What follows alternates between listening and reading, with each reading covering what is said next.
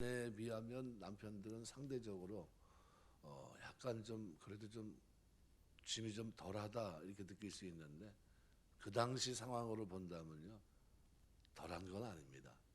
우리가 1900한 60년대 70년대 사셨던 이제 어르신들 안 믿는 사람들 마음 속에는 뭐가 있냐면요 배려라는 것이 없습니다. 뭐냐면은 남자들이 여자에 대한 배려, 뭐 존중 이런 게 찾아볼 수 없었습니다. 왜냐하면 강제성이 있었거든요. 굉장히 좀 유교적인 문화 속에 있었기 때문에 뭐 감히 뭐 말도 못 붙이는 그죠? 그런 어떤 구조 속에서 살아갔었습니다. 그게 이제 뭐 많이 이제 산업화되고 하면서 지금 자유롭지만 만약 그런 환경 속에서 지금 예수를 믿는다고 한다면요. 남편들은 사회에서는 쉽게 말하면 이 주변에 있는 사람들 대다수는 자기 멋대로 하는 사람들입니다. 그런 문화가 젖어 있는 겁니다.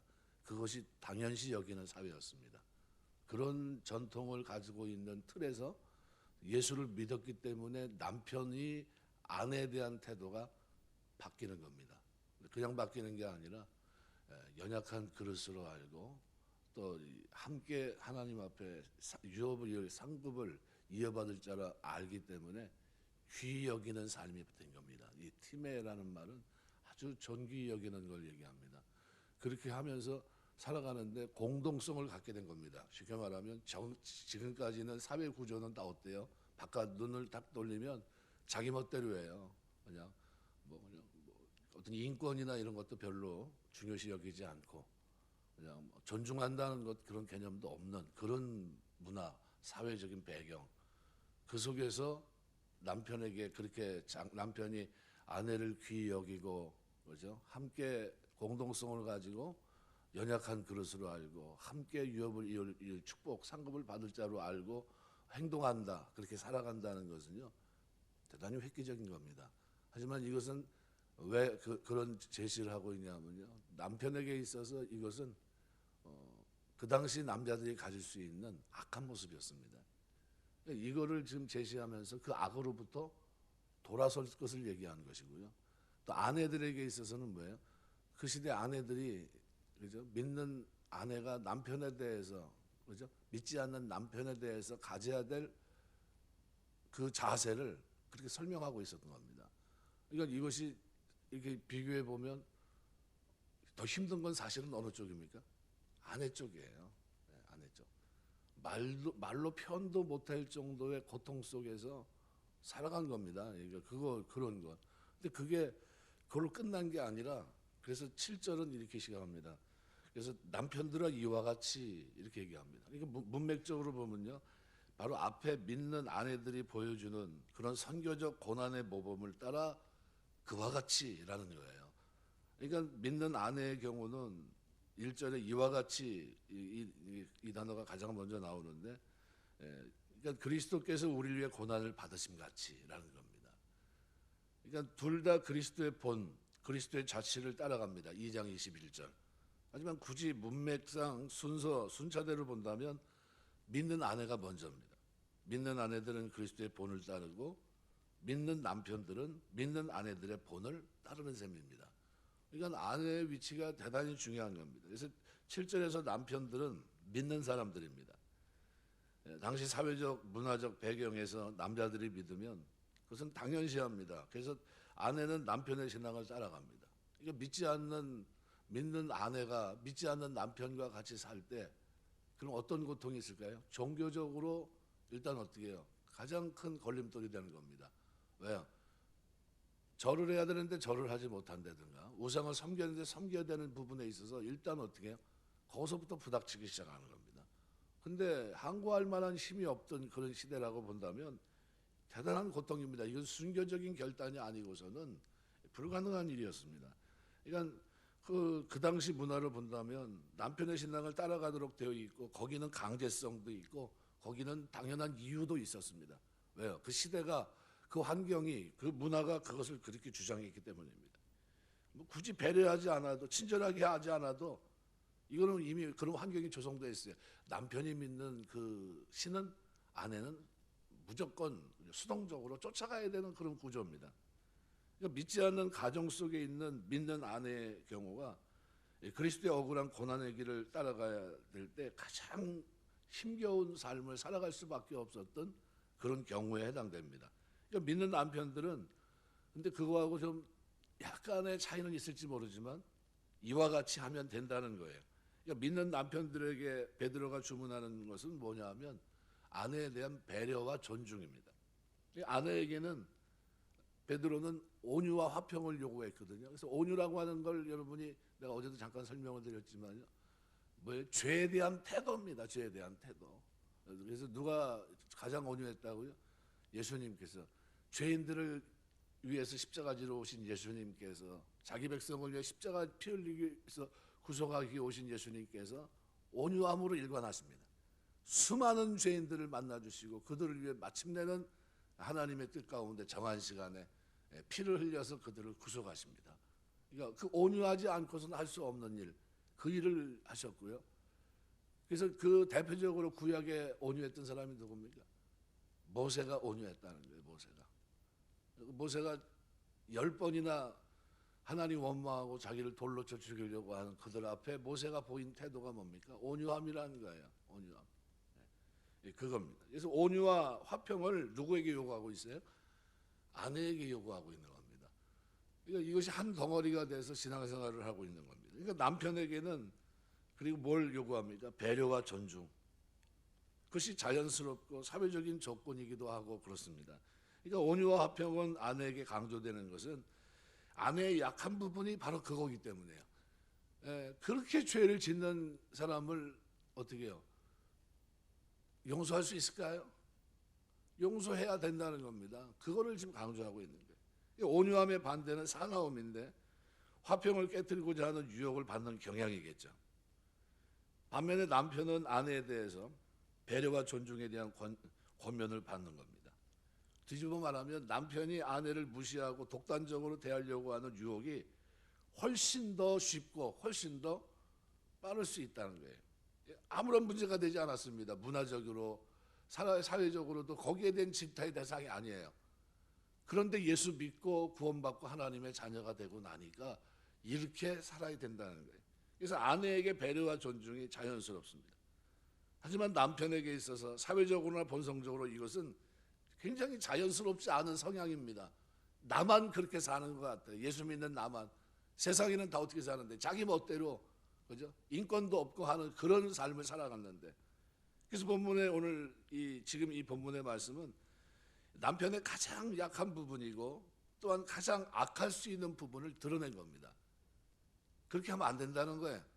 그렇게 하지 말라는 겁니다. 사회가 가는 대로 쫓아가지 말라는 거예요. 세상이 하는 대로 하지 말라는 겁니다. 이제 구원받았으니까 함께 공동성을 가지고 연약한 그릇으로 알고 지식에 따라 연약한 그릇으로 알고 그 다음에 또 뭐예요? 오늘 본문에 보면 생명의 은혜를 함께 이어받을 자로 알고 귀히 여기라 이렇게 얘기하고 있는 겁니다. 이거 중요한 거겠죠. 그래서 지금 본문의 말씀에 남편의 가장 약한 부분 또 악할 수 있는 부분을 건드리면서 아내와 남편에게 각기 강조하는 약한 부분 그에 해당하는 덕목을 안다는 것은 대단한 지혜가 아닐 수 없습니다. 우리 뭐 책도 있잖아요. 뭐 화성에서 온 누구, 뭐 금성에서 온 누구, 뭐 별이 다르니까요. 전혀 다르다는 거 이해의 폭이 어때요? 쉽지 않다는 겁니다. 그럼 이 지식은 알아가야 된다는 겁니다.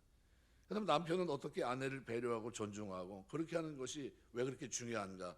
오늘 본문에서는 남편이 아내와 동거하고 슈노이 쿤테스란 말은 함께라는 개념이 강조된 겁니다. 그러니까 남편은 아내를 생명의 은혜를 함께 유업으로 받을, 함께 이어받을 자로 대하고 존중해야 된다라고 권면하는 겁니다. 당시 문화적 배경과 같이 남편이 주인이고 아내가 종으로 여겨지는 그런 관계가 아니라 함께 집안을 만들어가는 관계로 설정하고 살아야 된다는 거예요. 그러면 어떻게 남편이 아내와 함께 집안을 꾸려나갑니까? 그렇게 하기 위해서 아내를 잘 알아야 된다는 거예요. 동반자에 대한 지식이 필요하다는 겁니다. 내 아내가 누구냐? 연약한 그릇이라는 거예요. 연약한 그릇. 그리고 또 뭐예요? 한 걸음 더 나가서 함께 복을 받을 사람이라는 겁니다. 그래서 이 본문에서는 지식을 따라 함께 살라. 그러니까 아내가 여성임을 아는 지식을 따라 배려하는 그것을 뜻합니다. 더 연약한 그릇, 연약한 그릇이라는 것은 뭐 도구로서의 사람, 사도행전 9장 15절이나 영원히 거하는 곳으로서의 육체 또는 피조물로서의 사람, 아내를 의미하는데 주로 육체적인 조건을 이해할 수 있도록 이렇게 표현하고 있고요. 또한 아내라고 하는 귀나이 케이오라는 이 단어도 단순히 여성의 관행을 가리키는 말로 쓰입니다. 뭐 경수라든가 창세기 18장 11절 외모 또는 몸을 의미하기도 했습니다. 그러니까 이거 다 육체적인 조건들을 얘기합니다. 그러니까 남편은 아내가 육체적 그리고 이에 따른 정서적 조건이 훨씬 조심스러운 그릇에 담긴 것을 주의하고 배려하라고 하는 겁니다. 두 번째는 존중하는 겁니다. 이것은 정확하게 이 가치 존중함을 그에게 나누는 걸 얘기해요. 할당한다, 돌림이라는 뜻인데, 그러니까 여기서는 알아 여기라, 알아 귀 여기라 이렇게 되어 있거든요. 남편이 가장이고 머리라고 해서 자기만 존귀한 자이고 가치 있는 자라 이렇게 생각하지 말라는 거예요. 아내에게도 그에 합당한 존귀함과 가치를 인정하고 함께 나누라 이런 얘기입니다. 그러니까 서구 사람들의 관습에 보시면요, 책을 보면은 책 앞에 보면은 내용을 하기 전에 그 책이 나오기까지 자기를 도와줬던 헌정사가 써 있습니다. 이렇게 해서 이 책이 나오게 됐습니다. 그 나를 이렇게 도와줬던, 뭐 감수했던, 그리고 옆에서 배려했던 아내, 그리고 함께 조력을 했던 누구 하면서 이렇게 쭉 써놔요. 근데 이렇게 책을 보면 이걸 뭐하러 썼을까? 뭐 하는 뉘앙스를 느낄 수 있는데, 서구 사람들이 지금은 좀 문화적인 사람이라고 하지만 다 뭡니까? 쉽게 말하면 오랑캐 같은 사람들, 바바리안 같은 사람들은 아닙니다. 이거 지금 문화적으로나 뭐거나 옛날에는 바이킹 같은 사람들은 기독교가 들어가지 않고서는 절대 바뀌지 않을 사람들이거든요. 근데 그런 사람들이 바뀌었다고 한번 생각해 보십시오. 뭐가 바뀐 겁니까? 문화 관습이 바뀐 겁니다. 하나님의 복음이 들어가고 성경의 가르침이 들어간 후에 문화 관습이 바뀌면서 이렇게 남편이 아내와 모든 존귀와 영광을 함께 나누는 이런 것까지 책을 쓰면서도 그 헌정문을 쓰면서 자기 아내 이름을 기록하고 아내의 수고와 사랑을 인정하는 이런 표시를 하고 이게 어떻게 된 겁니까? 바뀐 거예요. 처음부터 그랬던 사람들이 아닙니다. 야만족에 방불 했지만 복음이 들어가고 성경의 가르침이 들어가면서 사람이 바뀐 걸 얘기합니다.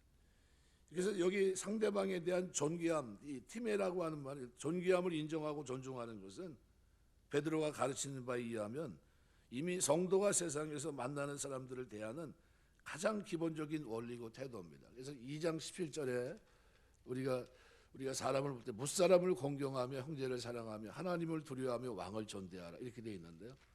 무사람 뭡니까? 한 사람 한 사람마다 하나님의 형상이 담겨져 있는 사람으로 봐야 됩니다. 그리고 그렇게 존중해야 된다는 그 의미가 그 속에 담겨 있거든요. 그런데 이게 누구만 이렇게 할 수 있습니까? 구원받은 사람만 그렇게 할 수 있는 거예요. 예수 믿은 사람만. 그러니까 이게 모든 사람을 대하는 가장 기본적인 원리이고 태도인데, 그러면 믿는 남편이 그러면 존중해야 될 첫 번째 이웃, 첫 번째 사람이 누구냐? 오늘 본문은 아내라고 표현한 겁니다.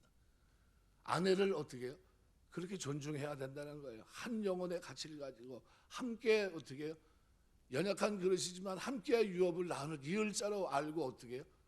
그렇게 존중히 여겨야 된다라는 겁니다. 가정에서 자기 아내를 존중하지 못하면서 세상에서는 성도로서 세상 사람들을 단지 하나님 형상으로 지음받은 사람이라는 그 이유 때문에 그 사람들을 존중하고 가치 있게 여긴다는 것은 순수에도 맞지 않고 그것은 삶에 있어서도 형평성이 없는 잘못된 삶입니다. 그럼 뭐부터요? 가정에서부터 아내에게 이렇게 돼야 된다는 거예요. 그러니까 예수를 믿으면서 자기 아내에게서 아주 불손하게 하는 행동은 그거는 신앙생활이 제대로 안 되는 겁니다. 왜 안 돼요? 기도생활이 꽉 막혀버린 거니까. 그건 함께 공동체 의식이 없는 거예요. 공동성. 이 함께 가서 뭐 할 사람입니까? 하나님 앞에 상을 유업으로 같이 이을 사람에 대한 태도가 굉장히 잘못된 겁니다. 뭐예요? 서로 모르는 거예요. 왜 이 사람에게 이렇게 가치 있게 행동해야 되는지, 존중이 여기면 살아야 되는지 이유를 전혀 모르는 채 자기 멋대로 사는 거예요. 바뀌지도 않고 잘못 살아간 겁니다. 그건 남자들이 회개해야 될 부분이라는 거예요. 굉장히 중요하게. 그래서 이 아내와 함께 생명의 은혜를 유업으로 받을 자입니다. 성도에게 약속된 가장 영광스러운 미래는 그가 하나님께 장차받을 썩지 않고 더럽지 않고 쇠하지 않는 유업 1장 4절이죠. 그 영원한 유산은 이미 하늘에 간직되어 있고 현재도 그의 심령 속에 살아있는 소망으로 지금 이 땅을 살면서도 누리고 있는 거거든요. 산 소망 가운데 1장 3절에서 8절. 이건 세상에 속하지 않는 영원한 생명이고 또한 하나님의 은혜로 주신 선물입니다.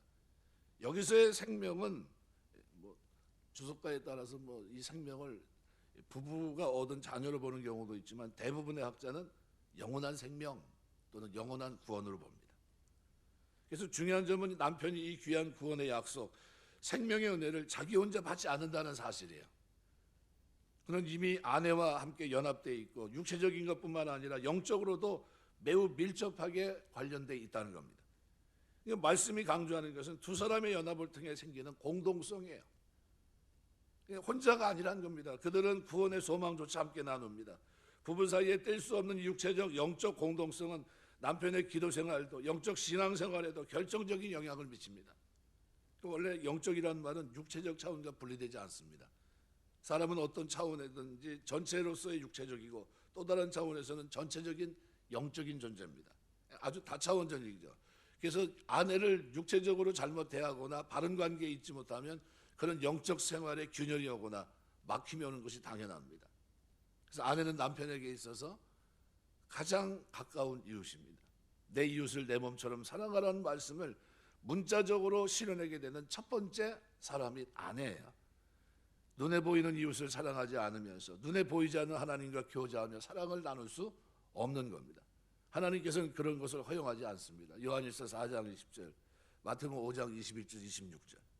남편이 주께로 나아가기 위해서 먼저 아내와 화평해야 되는 겁니다. 믿는 아내가 불신가정 속에서 남편을 대할 때 따라가야 하는 그리스도의 자체에 비하면, 그죠? 믿는 아내가 믿지 않는 남편 그 문화와 그 관습 그 틀 속에서, 그죠? 신앙생활을 합니다. 그리고 거기에서 그리스도께서 본을 보이신 고난의 자체를 따라서, 그죠? 살아가는 그것과 비교해 본다면 믿는 남편이 믿는 아내를 대할 때 따라야 될 그리스도의 자체는 상대적으로 어떻게 보면 좀 쉽고 가벼울 수 있어요. 하지만 죄인인 한 인간이 남편으로서 또 아내로서 함께 살며 함께 하나님을 향해 나아간다고 하는 이것은 그들의 심령 생활 속에 서로를 인해서 자신 속에 있는 악에 대해서 싸워 이겨야 되는 싸움은 여전히 공존하고 있다는 겁니다. 남편도 어떤 위험이, 어떤 악을 갖고 있어요? 세상 사람들이 하는 대로 그냥 하면 되지, 이거 뭐라고 할 것도 다 그런데 뭐 하는 생각을 가질 수 있다는 거죠. 근데 그것도 악이라는 게 벌이라는 거죠. 그러니까 그리스도인들에게 아내든 남편이든 똑같이 뭐예요? 십자가가 있는 겁니다. 십자가가 없는 게 아니에요. 결혼 생활 속에서도 골고다가 있고요. 항상 그 앞에 우리는 나아가야 되는 십자가가 있는 겁니다. 승리는 십자가를 통과하면서 주어지는 겁니다. 이거 없이 그냥 대충 살아가는 게 아니에요. 그러니까 아내에게 주신 권면도 엄청나지만요, 남편에게 준 권면도 일생을 살아가면서 자기 아내에 대한 태도는 너무나도 중요한 거예요. 그 신앙생활을 바르게 하느냐 바르게 하지 못하느냐, 그것을 알 수 있다는 겁니다. 그래서 여기서 어떻게 여기라고요? 귀히 여기라. 이 귀히 여긴다는 것은 존경과 함께 명예롭게 여기는 것을 말합니다. 그 이유가 뭡니까? 기도가 막히지 않기 위해서는 아내를 귀히 여겨야 된다. 그 당시 문화와 관습으로 본다면 이것이 어떻게 해요? 대단히 획기적인 겁니다. 왜요? 생사 여탈권을 남자가 가지고 있었고요. 귀히 여기지 않았던 시대거든요. 그런데 이제는 공동성을 가지고 하나님 앞에서 함께 축복을 받을 사람으로, 그저 연약한 그릇으로 알고 귀히 여기며 산다는 이것이 대단한 결단입니다. 이것이 그 시대를 살던 사람들이 반드시 취해야 될 십자가의 길이었어요. 주님의 본을 따라가는 길. 그렇다고 한다면 그 시대와 멀리 떨어져 2000년 이 시대를 살고 있는데 지금은 어떻습니까? 우리가 어떻게 가정생활을 이뤄가야 되는지를 심사숙고하셔야 됩니다. 내가 지금 잘하고 있는지 못하고 있는지는 자기 양심이 알아요. 내가 가정에서 나는 어떤 태도를 취하고 있는지, 그 태도가 만약 잘못됐다면 그렇게 하지 말아야 돼요. 왜요? 그래서 3장에서 1절에서 6절은 그러면서 뭐예요? 이것이 하나님 앞에 값진 것이라는 거예요. 아내가 남편에게 가지고 그렇게 살아가는 그것이 값지듯이 남편도 그렇게 살아가는 것이 값진 생활이라는 겁니다. 하나님 보실 때 귀하다는 거예요. 우리가 하나님 섬기면서 사는 동안에 대충 하지 마시고요. 누가 봐도 참 멋있게 산다, 저렇게 존중받고 사는구나, 저게 예수 믿는 거구나, 그런 것을 어떻게 보여줄 수 있는 그런 축복이 저와 여러분의 신앙생활 속에 있게 되시기를 주의 이름으로 축원합니다. 기도하겠습니다.